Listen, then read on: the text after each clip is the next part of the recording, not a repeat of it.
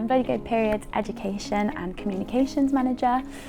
So I do two parts. I deliver our education programme which supports refugees and asylum seekers access healthcare information, mainly reproductive healthcare information, but I'm also a facilitator for the Bloody Good Employers programme, and that's why I've been here today. So I lead and deliver workshops that help employers create more inclusive and comfortable workspaces for people who menstruate. And what made you want to take on such a role? I used to work in international development, and I was delivering a menstrual health project in Kenya, and before I did that I knew nothing about periods, but I was project managing this role, and we had an amazing facilitator who taught me so much about periods, and I was just gobsmacked is the only way I can describe it, that I didn't know all of this stuff about menstruation. And so since then I've always wanted to do kind of educational roles, talking and teaching other people all of the fun facts that I've learned over the past few years.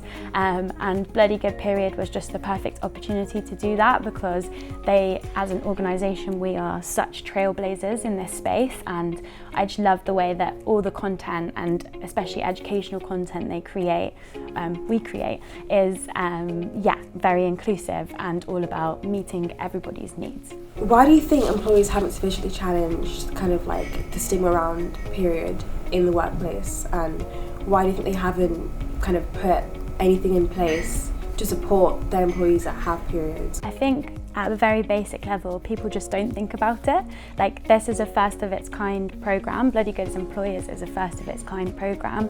And I think that generally people just haven't thought about how periods, the menstrual cycle, menstrual health affects people in the workplace, and that's because there's such a culture of silence and shame around it.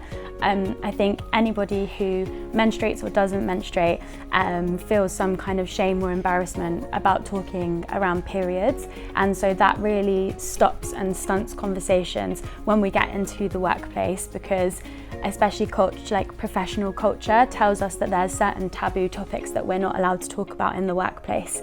And so that just adds to the cycle of shame that continues.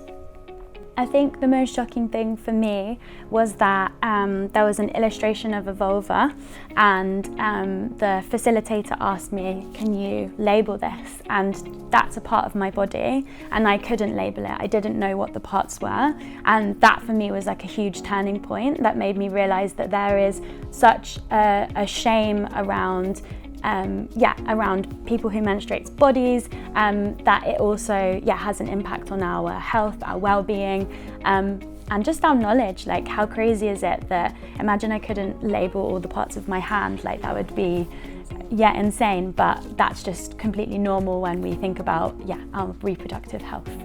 And my last question was, what do you hope people take away from this workshop? It was amazing, by the way. Thank I you. Loved it. But what do you hope people like me take away after? Just that everybody has the power to change something in their workplace, and that even a small action can make a big difference to somebody who menstruates. I feel like we spoke a lot about how everybody is different, every period is different, every workplace is different, and that's really true, and I think that's why it takes individual people who understand that for themselves, for their colleagues, and then for their workplace to really make a difference, and that we all have the individual power to make our workplaces comfortable for the people who do menstruate. Thank you. Thank you so much. Thank you.